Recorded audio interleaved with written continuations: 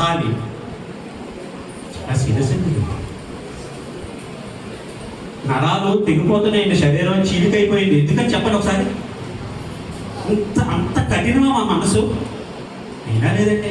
ఇంకా బాధాకరం ఏంటో తెలుసండి, పాపులుగా ఉండగానే ఆరోహణం అయిపోయాడంట. ఎవరు?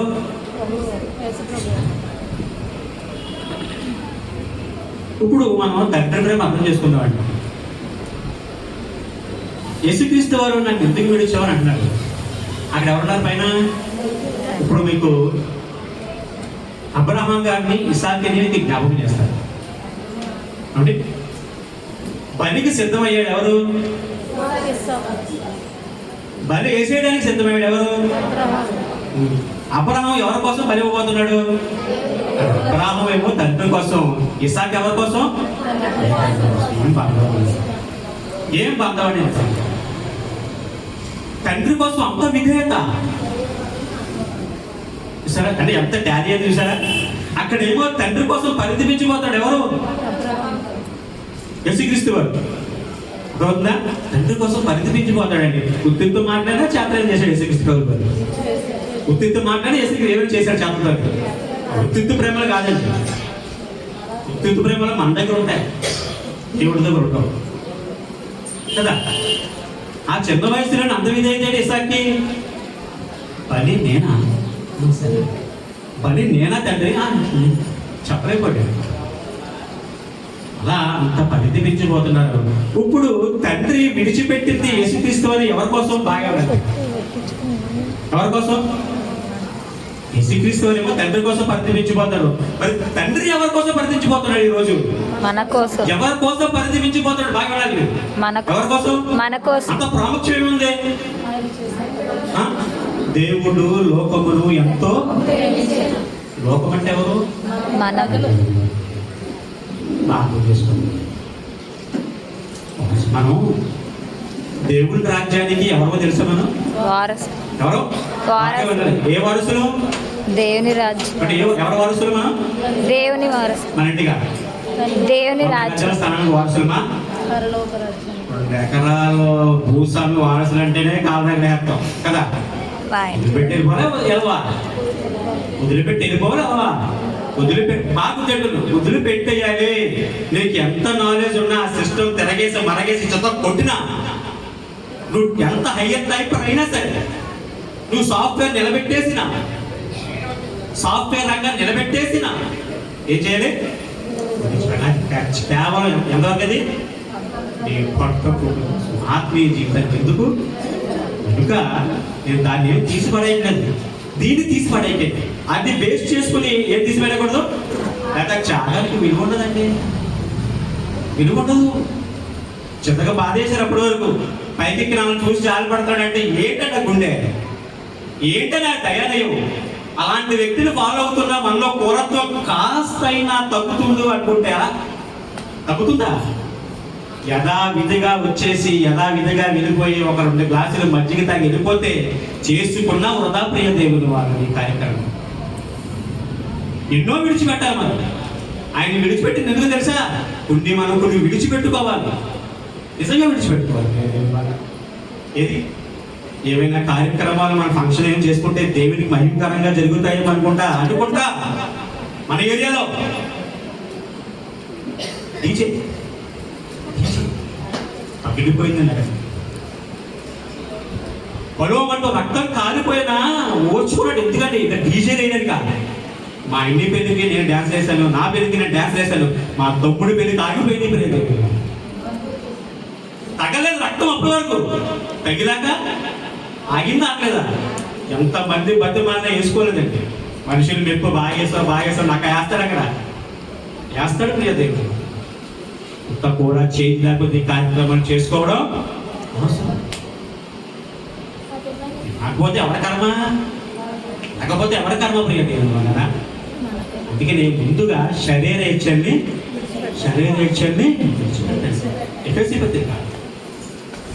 ఎఫెసీ పత్రిక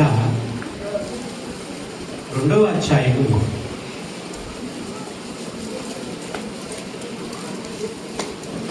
3 చదవండి.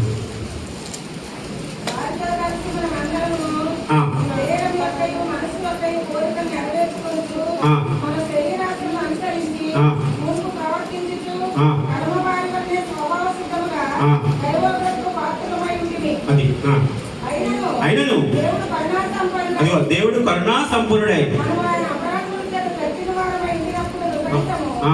మన ఎదుట తన మహా ఆ, ప్రేమ చేత మనల్ని క్రీస్తుతో కూడా నడిపించింది. ఆ. కృప చేత మీరు రక్షింపబడి ఉన్నారు. అర్థమైందండి. తండ్రికి మనకి మధ్యవర్తి ఎవరు? బలైపోయి లేదండి. అంటే తండ్రి ప్రేమకి ఎవరు బలైపోయారు? ప్రేమ బట్టి బలయ్యాడండి. బాగా గుర్తుపెట్టుకోండి. దేని బట్టి?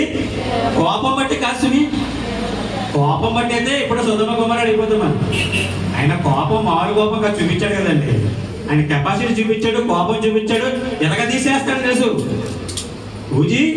ఉజ్జియా ఉజ్జియా మందసాన్ని పట్టుకున్నాడు. గుజ్జా అంత సీరియస్గా ఉంటాడు. వద్దు అంటే ఆగిపోవాలి. అవునా కదా? అమ్మో బైబిల్ ఆగన్నాడు. మనం చెయ్యొద్దు అంటే చేస్తున్నాం. అవునా కదా? మరి ఏంటి, మరి ఆగిపోవాలి కదా. ప్రేమ బ్రతికిస్తుంది. ఆ ప్రేమలోనే మనం బ్రతకాలి. లేని నాడు అనవసరం. ఒక్కొక్క గుడ్ ఫ్రైడే కార్యక్రమంలో ఒక్కొక్కరు విడిచిపెట్టేసుకోండి. ఈ మందిలో నుంచి బయటికి వెళ్ళామంటే విడిచిపెట్టేస్తాను. ముక్తామా? జుట్టు ఎత్తాను ముగ్గుతాం. ఎందుకంటే మళ్ళీ వచ్చేస్తాయి. అబద్ధం రానమందండి. మొక్కు కొట్టండి. కానీ మొక్కు భక్తుంటే నీకు దేవుడు అంటే ఇష్టం ఉంటే జాగ్రత్తగా విడిచిపెట్టేయండి. అందుకని ఏం చెప్తున్నాడంటే సామెతలు 3వ అధ్యాయము 3వ వచనం చదువుతాం కదండి. సామెతలు 3వ అధ్యాయం 3వ వచనం. దయను సత్యమును ఎన్నడను నీ నుంచి విడిచిపెట్టవలసిందేమో విడిచిపెట్టకూడదేమో విడిచిపెట్టాలి. తండ్రి యేసుక్రీస్తుని విడిచిపెట్టింది ఎందుకు తెలుసా? ఎందుకు చెప్పండి. బాగా అందరూ తెలుసు ఎందుకు. మనం మాట్లాడాలి అంతే కదా. యేసుక్రీస్తు వారి జీవితం ఒక మాట చెప్తాం. మన మొబైల్ కొనుక్కుంటా వెళ్తాడు షోరూంలోకి. డెమో పీస్ చూపిస్తాడు. ఎందుకు చూపిస్తాడు డెమో పీస్? అందులో ఫీచర్స్ చూపిస్తూ ఉంటాడు కదా. నాకు నచ్చిందండి, నాకు అదే మొబైల్ కాదు.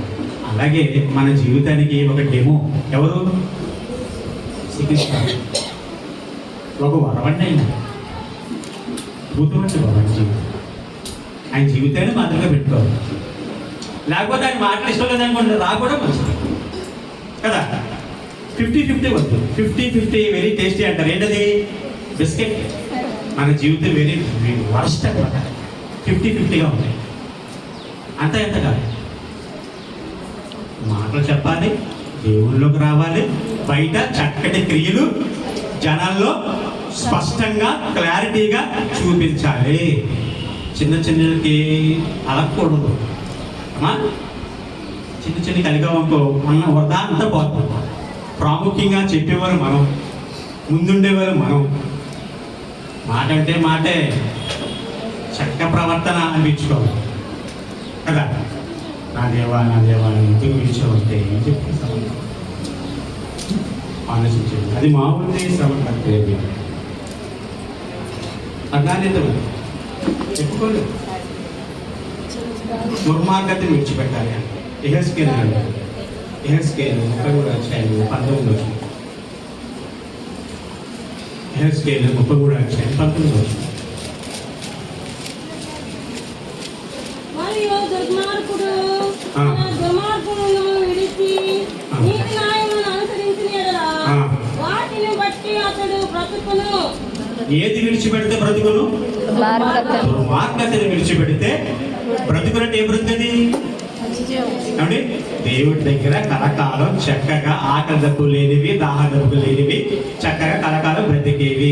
ఏ బ్రతికది? దేవుడి దగ్గర బ్రతుకు. నా ఆయుష్ నీకు పోస్తాను నాన్న, చక్కగా బతికి రారా అంటే ఏది? ధనం పిచ్చి ఉందా, విడిచిపెట్టలేకపోతున్నావా? ఎవరి నష్టం?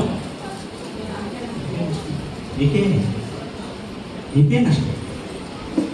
దేవుడికి పిచ్చిగా బతుకుతాము. మారదామండి ఇప్పుడు. మారలేమా అని మారలేమా? మారలేదు. తలగా కూడా ఎవరు చూసారా? అసలు నేను అడగడానికి ఇష్టపడతానండి అంటే పోలేదు, పోతా పోలేదు జీవితం పోయింది. తర్వాత ఎక్కడికి వెళ్తావు? ఎండలో 10 నిమిషాలంటే ఇరిటేషన్ వచ్చేది. పిచ్చి పిచ్చి కేకలే వెళ్తాం తెలుసా? పిచ్చి పిచ్చి కేకలే ఇరిటేషన్ ఎక్కువ వచ్చేస్తుంది ఇప్పుడు జనాలకి. మా చిన్నపిల్లడు హోలీ కొడుతున్న మామకి నాయన గంట ఇవన్నీ వేస్తుంది. ఇరిటేషన్ ఇరిటేషనా? దేవుడు అంటే భక్తిది. పిల్లలు ఎడితే ముక్కు మూసి నోరు మూసి చంపేసిన తల్లి మహాతల్లి. పేషెన్స్ లేని తల్లిలు, చిరాకులు, బట్టలు ఐశాంతి పెట్టినాయి చూసుకో అని. ఇగో దయ్యను సత్యములు ఎన్నడు దయ ఉండాలండి బాబు. మహానుభావుడుగా యేసుక్రీస్తు ఎక్కడ తగ్గడండి? ఎక్కడా కూడా తగ్గలేదు. దేనికి తగ్గలేదు?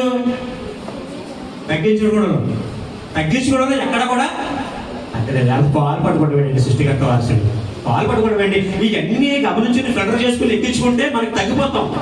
కోపం రావు. ఎవరి ఆపద వచ్చినా ఎలా అనిపిస్తూ ఉంటుంది? పలకరించకపోతే చాలా బాధగా ఉంటుంది. మేమందరం మొదలు పెట్టుకుని ఉంటే సంగపత్రిలో ఉంది. ఎవరికైనా బాగుపోతే పలకరించడం. మా మోయేశ్వర్లు గారు, జేమ్స్ గారు, బాలయ్య గారు, మేమందరం ఎంతను ఆదరణ ఉంటుందండి. ఆదరణ ఎప్పుడు మాట్లాడటం కాదు, స్త్రీ కూడా చూపించాలి. అక్కా చెల్లెలాగా, అన్నా తమ్ముళ్ళలాగా, సహోదరి భావంతో ఇలా ఉంటేనే న్యాయం జరుగుతుంది. ఓకే, నా కుమారుని విడిచిపెట్టేందుకు మీరు న్యాయమే జరుగుతుంది. ఇంట్లో శుభకార్యం జరిగితే ఎవరికి మహిమకరంగా ఉండాలి? ఐదు సెక్టర్కి మహిమకరంగా ఉండకూడదు. ఇన్ని ఆవులు పెడతారు దేశా, ఇన్ని ఆవులు పెడతారండి. ఇది బతికించేది ఎవరు చెప్పండి ఒక మాట. రేపేమి సంభవిస్తుందో నీకు తెలియదు. బ్రతికించేది దేవుడు, పోషించేది ప్రారంభం దేవుని పాట, ముగింపు దేవుని పాట. చక్కగా దేవుడు మెచ్చుకోవాలని అంటే ఏదో కార్యక్రమం జరిగితే అమ్మా 2 సెకండ్లే హీరోయిన్ కూడా మెచ్చుకుపోతారండి. ఈరోజు తెలిసింది కదా, తెలియకపోతే ఓకే, తెలిసినా చేస్తున్నారు. బిజీ లోకంలో ఉండాలని కామగా ఉండండి ప్రియ దేవుడు. చనిపోయిన శవం చూడండి ప్రియ దేవుడు. హడావుడే ఉండదా? శవం దగ్గర హడావుడు ఉంటుందా? ఆయన హడావుడే ఉంటుందా? దూది పెట్టించుకుంటాడు. ఎక్కడ తీసుకెళ్తే అక్కడే ఉంటాడు. మట్టిలో కప్పెడుతున్నారంట అంటాడు. అంతేనాకేముందా? తారాజువ తెలుసు కదండి మనకి. తారాజువ ఎదిగినాసి వెళ్ళిపోతూ ఉంటుంది. అయిపోయాక బిజీ తర్వాత దేవుడు తెలుసుకోండి ఉన్నాం కదా. అంటే కార్యక్రమాలు చేసుకున్నామంటే కాస్త విడిచిపెట్టాలి. డెడికేషన్ చేసుకోండి. ఈరోజు ఏమున్నాయి మనలో? అన్ని వద్దులే, ఒక డెడికేషన్ తెమ్మంటే అబద్ధం రాలేమనండి. ఛాలెంజ్. బూతులు రాలేమను ఛాలెంజ్. ఏదో గొప్ప వద్దు. దుర్మార్గుడు అంటే అక్షేశ్వరుడు ఉన్నాడా? మాట అన్నవాడు కూడా దుర్మార్గుడే. కానీ ఈజీగా వెళ్ళదు దుర్మార్గుడు అంటారు తల్లి. ఎందుకు? మాట ఎన్నందుకు. బిజీ లైఫ్లో ఉన్నారనుకుంటారు. ఉండండి, బతకండి, అలాగే బతకండి. మన ఒక అమ్మాయిని చూసాను, నాటు టిఫిన్ తినేస్తుందో అలాగైనా బతకండి. దేవుని మాత్రం అశ్రద్ధ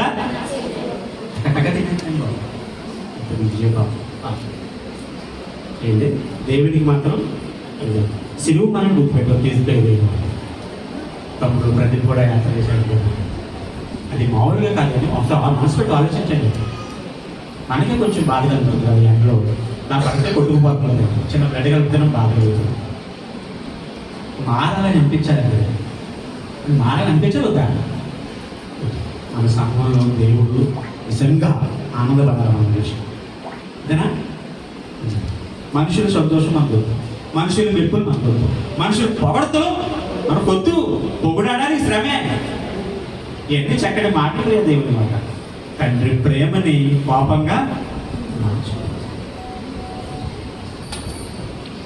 ఆ కుమారుడు తండ్రి త్యాగాన్ని వృధాపరచద్దు. ఏమైనా న్యాయం చేయాలనుకుంటే మారదాం. శ్రద్ధ వివేకంతో ఈ మందిరంలో ఈ మాటలని మీరు జాగ్రత్తగా విన్నారని ఆశిస్తూ కొద్ది మాటలు చేస్తున్నాడు. ప్రార్థన చేస్తున్నాడు. మహాఘనమైన మొత్తం ఇప్పుడు నాతో నీ మాట్లాడించాలి అదే హృదయం కఠినంగా ఉంది అనుకుంటున్నాను. ఈ వాక్యం ద్వారా ఎత్తని హృదయంగా మార్చేస్తాను. ఏదేమైనా మీ లోపల వ్యక్తికి మిమ్మల్ని సంతోషపరిచే భాగ్యం నాకు వచ్చిన ప్రతి బిడ్డను దీవించండి, ఆశీర్వదించండి. తర్వాత మాట్లాడిన బిడ్డ కూడా దీవించుకుంటూ మా సంఘ కాపాడు కూడా దీవించి చాలు వారు దీవించుకుంటూ యేసు క్రీస్తు ప్రభువు వారి తెరటే ప్రార్థన